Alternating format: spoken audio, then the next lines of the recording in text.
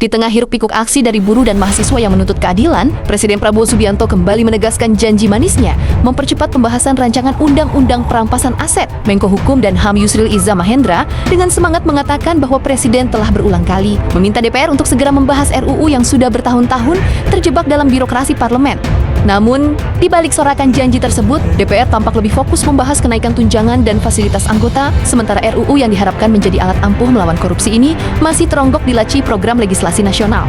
RUU Perampasan Aset yang pertama kali diusulkan pada 2008 ibarat dongeng tanpa akhir, meski telah masuk prolegnas sejak 2012 dan sempat menjadi sorotan di era Presiden Joko Widodo. Undang-undang ini tak kunjung melihat cahaya. Prinsipnya sederhana namun dahsyat, merampas aset hasil tindak pidana, terutama korupsi, tanpa harus menunggu vonis pidana, dengan mekanisme pembuktian terbalik yang bisa membuat para koruptor kehilangan senyum.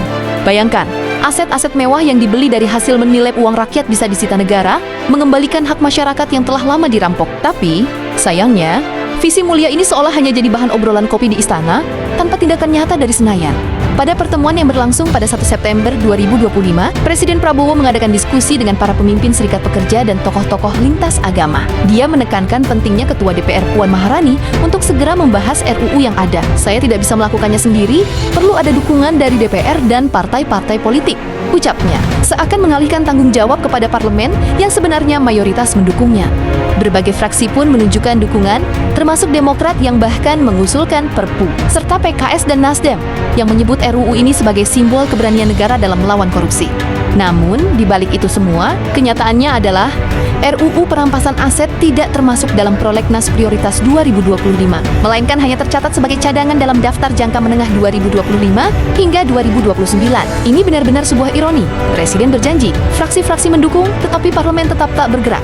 Di sisi lain, masyarakat terus bersuara. Aksi demonstrasi berlangsung di banyak kota, mulai dari Jakarta sampai Surabaya, dengan tuntutan untuk pengesahan RUU ini yang semakin menguat. Para pekerja, mahasiswa, dan tokoh agama bergabung dalam satu suara, mengekspresikan kemarahan mereka terhadap praktik korupsi yang semakin merajalela, sementara pejabatnya lebih suka menunjukkan gaya hidup mewah.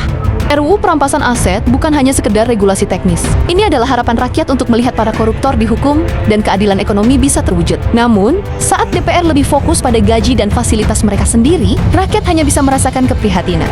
Apakah ini hanya sandiwara politik atau ada niat tulus untuk melakukan perubahan?